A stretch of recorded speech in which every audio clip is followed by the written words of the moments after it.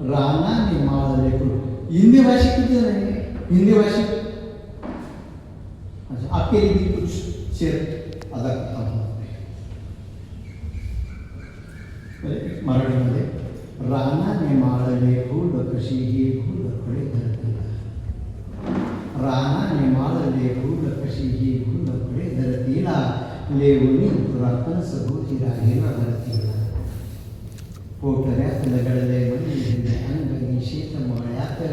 लढवाळ झुले पक्षी लहरते वनी पानखळ्यात. बख्खळ थव्यांची नक्षी आकाशी पक्षी अंतराळात. बख्खळ थव्यांची नक्षी आकाशी पक्षी अंतराळात. ढगांचा कहर उठले काहूर रानमाळात. शुभ्र दवांचे थेंब झेलून कोंब आपल्या वस्तीत. शुभ्र दवांचे थेंब झेलून कोंब आपल्या मस्तीत. आणि कवलांनी बदलले रंग पावसा संग वाळे वस्तीत. रानाने माळले फुल कशी ही फुलकडे धरतीला.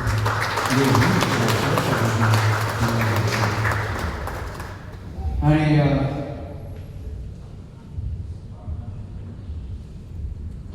आजची काही स्थिती जी चाललेली आहे त्या स्थितीवरची भाष्य करतोय मी. भारूड नावाचा प्रकार जो पूर्वी होता, आता भारूड कोणी विशेष लिहित नाही आहे. तर भारूड नावाच्या प्रकारामध्ये हे लिहिलेलं आहे. चैंग्यांत भुजे लफंगा, म्हणजे चांगल्या माणसामध्ये एक लफंगा लपलेला असतो. चैंग्यांत भुजे लफंगा जाई धुक्यात डोंगर रागा. किती मोठा माणूस जरी असला आणि वलय जर खराब असेल बाजूला, धुक्यासारखं जर खलात असेल तर किती उंच माणूस असो, मोठा असू दे, तर तो दिसत नाही. चैंग्यांत भुजे लफंगा जाई धुक्यात डोंगर रांगा. वाढा खातो भुंगा मग शोधी पांडुरंगा ग माझे मायबा. आमचं नाशिकचं प्रकरण आठवलं तर सगळे तुमच्या लक्षात कुठलं काय त्या महाराजांचं नाव काय बघा. चैंग्यांत भुजे लफंगा, चैंग्यांत भुजे लफंगा जाई धुक्यात डोंगर रांगा.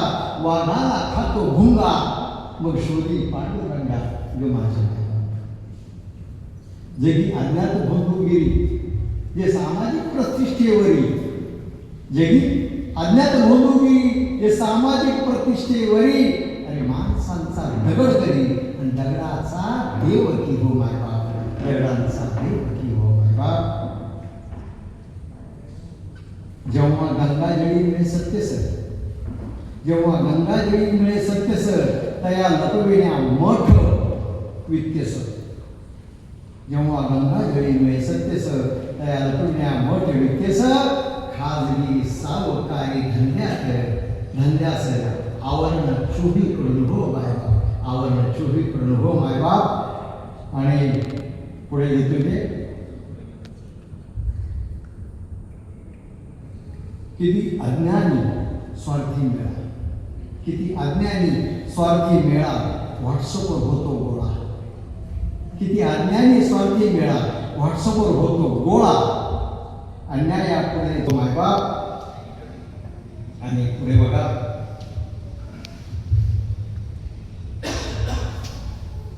तो मी नव्हेच म्हणून जगतो, तो मी नव्हेच म्हणून जगतो.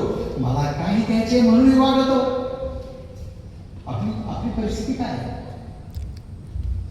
म्हणतात ना, शिवाजी महाराजांना होतो दुसरं जग. आणि दुसरं म्हणतात सगळीकडे स्त्रीमुक्ती असावी पण त्यात आपली बायको नसावी. सगळीकडे स्त्रीमुक्ती असावी पण त्यात आपली बायको नसावी. अशा पद्धतीने बघा तो मी नव्हेच म्हणून जगतो. मला काय त्याचे म्हणून वागतो. हासी मजाक कीर्तन समजतो, हासी मजाक कीर्तन समजतो. तेथे दारू गुत्ता राखतो की हो बायमा. तेथे दारू गुत्ता राखतो की बायमा. ज्याला मी नाव ठेवतो समोर येता उदो करतो. ज्याला मी नाव ठेवतो समोर येता उदो करतो. डबल ढोलकी जिने जितो. नीती पाकडू नकी हो माय बाप. नीती पाकडू नकी हो माय बाप. आता झांसी संत सजन म्हणाले, तू गांभीर्याने नाही. झांसी संत सज्जन म्हणावे, त्यांनी पाकिट पाहून कीर्तन करावे. झांसी संत सज्जन म्हणावे, त्यांनी पाकिट पाहून कीर्तन करावे आणि उसनते अभंग म्हणावे. उसने स्वतःच काहीच नसतं. उसने ते अभंग म्हणावे ज्ञानात तुक्याची त्रिभुवन आहे बा. उसने ते अभंग म्हणावे ज्ञानात तुक्याची म्हण. मला असं म्हणायचं याच्यावरती, तुम्ही कीर्तन का महाराज आहे ना, मग ज्ञानात तुका सोडून तुम्ही विसोबा केसरावर कीर्तन करा, तुम्ही निवृत्तीनाथ महाराजांच्या अभंगावर कीर्तन करा. तुम्हाला पैसेच पाहिजे, हसवायला नको जाऊ. फक्त निवृत्तीबाई करू नका हो. हसवणं खूप सोपं आहे, पण त्या हसवण्याबरोबर त्याला प्रबोधन आलं पाहिजे. प्रबोधन करता तुम्ही, पण ते टिंगल टावळीचं नव्हतं. वारकरी संप्रदायाने कधी टिंगल टावळी करून कीर्तन केलेली नाहीये.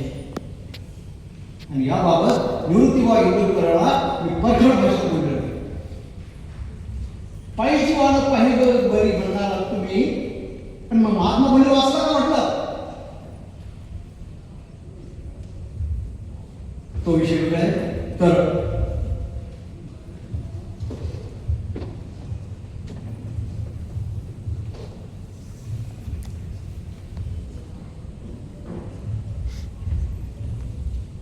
रमा म्हणे सज्जनाकार, रमा म्हणे सज्जनाकारांनी मूठ बांधा वज्र करून, मूठ बांधावा वज्र करून सामान्यांची व्हावी जननी.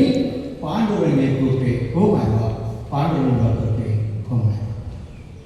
हे जी करत असताना फक्त मी आता 2 कविता त्याच्यातून घेऊ.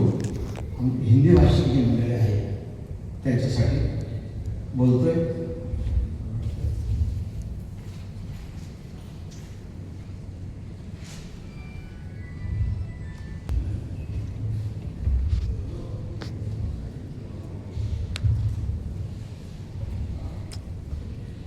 शहर में चला मैं, शहर में चला मैं हवा के भरोसे, शहर में चला मैं हवा के भरोसे, हवा ही चली है अपने भरोसे. शहर में चला मैं हवा के भरोसे, हवा ही चली है अपने भरोसे. बिखरा हुआ मैं बिखरा जमाना, बिखरा हुआ मैं बिखरा जमाना. छोड़ आया घर, छोड़ आया घर हवा के भरोसे, हवा ही चली है अपने भरोसे. कातिल पेड़ का इंसान हूं मैं, कातिल पेड़ का, कातिल पेड़ का इंसान हूं मैं. सांस कैसे लूं हवा के भरोसे, सांस कैसे लूं हवा के भरोसे. दुआ मांगता हूं, दुआ मांगता हूं सकून मुझे दे दे. दुआ मांगता हूं सकून मुझे दे दो. दर्द दुआ का, दर्द दुआ का हवा के भरोसे, हवा ही चली है अपने भरोसे. जिंदगी चली है सांस के भरोसे, जिंदगी चली है सांस के भरोसे. सांस तो चला है हवा के भरोसे, सांस तो चला है हवा के भरोसे. शहर में चला मैं हवा के भरोसे, हवा ही चली है अपने भरोसे, हवा ही चली है अपने भरोसे. आता लहान मुलांसाठी जे बसलेले लहान मुलांसाठी बालकविता करतो. आणि मी माझ्या कार्यक्रमात प्रोग्राम होतो. पप्पा पप्पा सांगा ना शाळेत तुम्ही याल का, पप्पा पप्पा सांगा ना शाळेत तुम्ही याल का, पालकांच्या मीटिंगला हजर तुम्ही राहाल काय. ही कविता दोघांसाठी बरं काय, वडिलांसाठी मुलासाठी आहे. पप्पा पप्पा सांगा ना शाळेत तुम्ही याल का, पालकांच्या मीटिंगला हजर तुम्ही राहाल काय. रोज रोज शाळेत घेऊन येते आई, आणि आई विना शाळेत पण आणि तुम्ही नाही. मित्रांना सांगतो मी उद्या येणार पप्पा, येणार म्हणून रोज तुमच्या थापात लाडी गुडी लावते देते गुलाबजाम, लाडी गुडी लावते देते गुलाबजाम. उद्या येतील पप्पा, आज आहे का. अहो कधीतरी एकदा शाळेतून जा, कधीतरी एकदा शाळेतून जा. सर्वांसमोर माझी गोडकुट्टी घ्या, सर्वांसमोर माझी गोडकुट्टी. तर असा हा कार्यक्रम आहे. पावसाचे दिवस आहे, तर पावसावरची लहानपणाची कविता बोलतो. वाऱ्याला आला वेग, पावसाचे आले ढग, ढगाने आणले पाणी, पाण्याने दिली गाणी, थेंब वाजे टक टक टक, रस्त्याने झाली रप रप, मज्जा येते छान छान छान, नाचतात बाबा होऊन लहान. पाऊस येतात पळतात सारे, पक्ष्यांच्या घरात पावसाचे वारे, पावसाने झाली दादाला सर्दी, आईने दिली डॉक्टरला वर्दी, डॉक्टरच्या हातात पाहता सुई, दादा म्हणतो आई गाई.